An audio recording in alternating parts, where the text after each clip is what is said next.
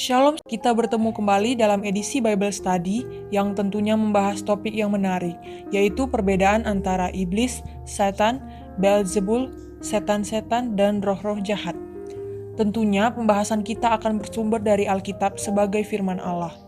Pembahasan tentang topik ini sangat perlu dilakukan mengingat banyak kebingungan yang menghantui orang Kristen tentang istilah-istilah yang beragam tersebut. Mengapa?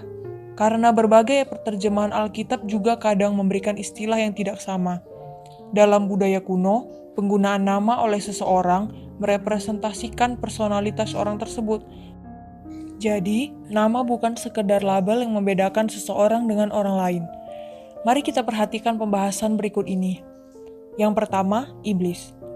Iblis adalah nama yang diberikan kepada pemimpin malaikat yang memberontak kepada Allah. Dalam bahasa Yunani, iblis berasal dari kata diabolos, dan dalam bahasa Ibrani, iblis berasal dari kata Satan. Dalam bahasa Inggris, iblis berasal dari kata devil. Secara harfiah, arti kata diabolos adalah penuduh atau pendakwa. Dalam edisi sebelumnya, kita sudah membahas tentang peristiwa kejatuhan malaikat. Bagi sobat kebenaran yang belum mendengarnya, silakan tonton videonya terlebih dahulu yang berjudul Kejatuhan Malaikat. Berikut ini beberapa ayat Alkitab yang menuliskan tentang nama iblis. Yang pertama, 1 Tawarik 21 ayat 1 berbunyi demikian. Iblis bangkit melawan orang Israel dan ia membujuk Daud untuk menghitung orang Israel. Kemudian dalam kitab Matius 4 ayat 1 berbunyi demikian. Maka Yesus dibawa oleh roh ke padang gurun untuk dicobai iblis. Masih banyak ayat dalam Alkitab yang menuliskan nama iblis.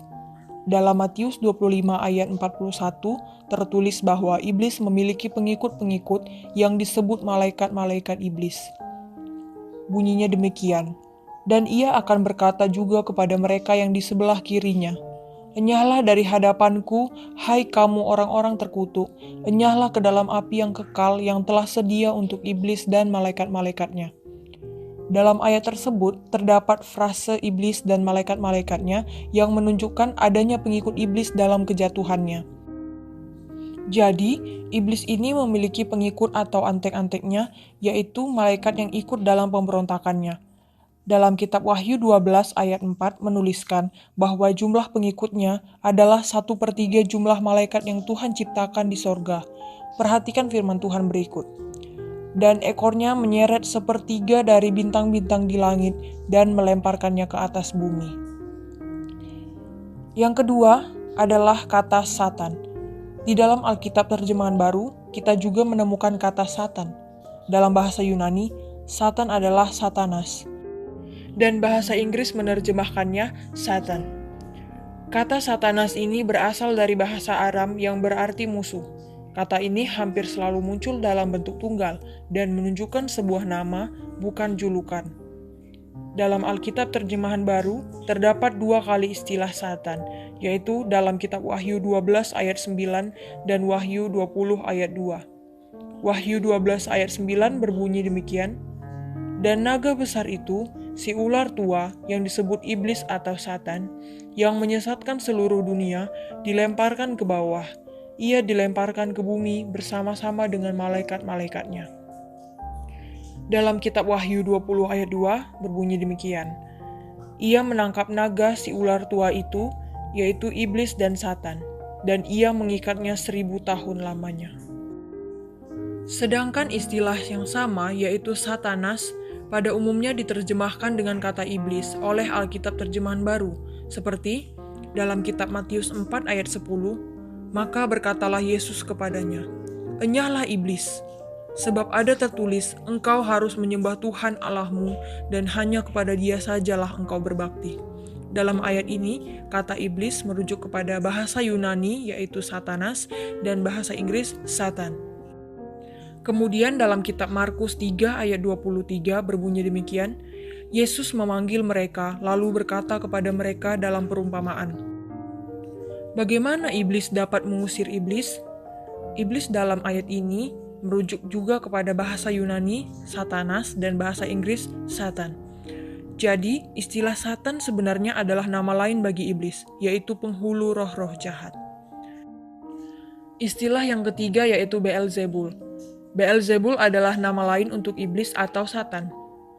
Kata ini berasal dari bahasa Aram yang berkaitan dengan bahasa Ibrani Baal Zefuf, yaitu kata Baal yang berarti Tuan dan kata Zefuf yang berarti lalat.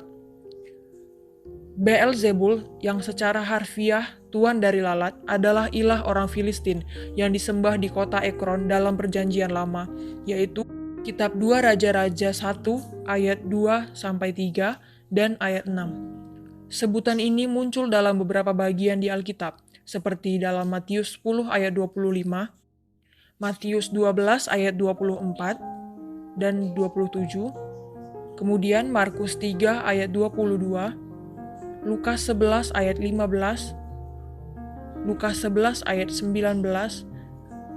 Dalam perkembangan selanjutnya, nama ini sudah umum dikenakan kepada penguasa tertinggi dari kerajaan kegelapan. Jadi, Beelzebul, iblis, dan Satan adalah sinonim. Istilah yang keempat, setan-setan. Istilah ini adalah istilah yang muncul dalam Alkitab terjemahan baru yang sering berbentuk jamak. Kata setan-setan diterjemahkan dari kata Yunani daimonion atau daimon. Kitab Matius 8 ayat 31 berbunyi, "Maka setan-setan itu meminta kepadanya, katanya, 'Jika engkau mengusir kami, suruhlah kami pindah ke dalam kawanan babi itu.'" Memang, terdapat inkonsistensi dalam penerjemahan kata daimon dan daimonion dalam Alkitab terjemahan baru. Kadang diterjemahkan roh-roh jahat dan sering juga diterjemahkan setan. Tetapi, kata itu sebenarnya menunjukkan pada antek-antek iblis atau Satan tadi. Mereka adalah malaikat yang ikut dalam pemberontakan kepada Allah. Jadi, kita harus membedakan penggunaan istilah Satan dan setan-setan yang dimaksud oleh Alkitab terjemahan baru, di mana Satan adalah nama lain dari iblis dan setan-setan adalah pengikut dari iblis atau Satan. Yang kelima, istilah lain yang muncul adalah roh-roh jahat atau pneuma akat harton, pneuma poneron, atau daimonion. Nama-nama ini hampir selalu muncul dalam bentuk jamak dan sering muncul dalam berbagai cerita pengusiran roh-roh jahat di dalam Alkitab. Seperti di dalam kitab Matius 10 ayat 1 berbunyi demikian, Yesus memanggil ke-12 muridnya dan memberi kuasa kepada mereka untuk mengusir roh-roh jahat dan untuk melenyapkan segala penyakit dan segala kelemahan. Kemudian kata roh-roh jahat juga terdapat di dalam Kitab Matius 12 ayat 43, Markus 1 ayat 23, Markus 3 ayat 11, Wahyu 9 ayat 20, dan lain-lainnya. Dengan demikian, kita sebaiknya memahami ini sebagai antek-antek iblis. Sayangnya, Alkitab terjemahan baru sering menerjemahkannya dengan setan atau setan-setan. Misalnya di dalam Matius 7 ayat 22, daimonia, dan Matius 8 ayat 16, daimonizomeneus. Dalam Wahyu 12 ayat 7 berbunyi demikian, "Maka timbullah peperangan di sorga. Mikhael dan malaikat-malaikatnya berperang melawan naga itu, dan naga itu dibantu oleh malaikat-malaikatnya." Jadi, dari ayat di atas, terlihat bahwa iblis memiliki pengikut yang disebut sebagai malaikat-malaikatnya, yaitu roh-roh jahat atau setan-setan. Dapat disimpulkan bahwa roh-roh jahat adalah malaikat yang jatuh sebagai pengikut iblis atau Satan. Bagaimana aplikasi dari pemahaman ini? Di dalam Alkitab, iblis disebutkan berusaha membawa manusia jauh dari Allah. Malahan ia berusaha untuk mencobai Yesus Kristus, meskipun usaha itu gagal dan diusir pergi oleh Yesus. Karenanya, iblis disebut sebagai musuh atau lawan bagi orang-orang Kristen. Petrus mengatakan bahwa iblis selalu mencari kesempatan untuk memangsa orang percaya di dalam kitab 1 Petrus 5 ayat 8. Bunyinya demikian, "Sadarlah dan berjaga-jagalah, lawanmu si iblis berjalan keliling sama seperti singa yang mengaum-aum dan mencari orang yang dapat ditelannya." Marilah kita selalu waspada terhadap tipu muslihat si iblis, supaya kita tidak terjebak dalam perangkapnya dengan selalu mendekatkan diri kepada Tuhan lewat doa dan pembacaan firman Tuhan. Demikianlah fakta Alkitab tentang perbedaan iblis, Satan, Beelzebul, setan-setan, dan roh-roh jahat.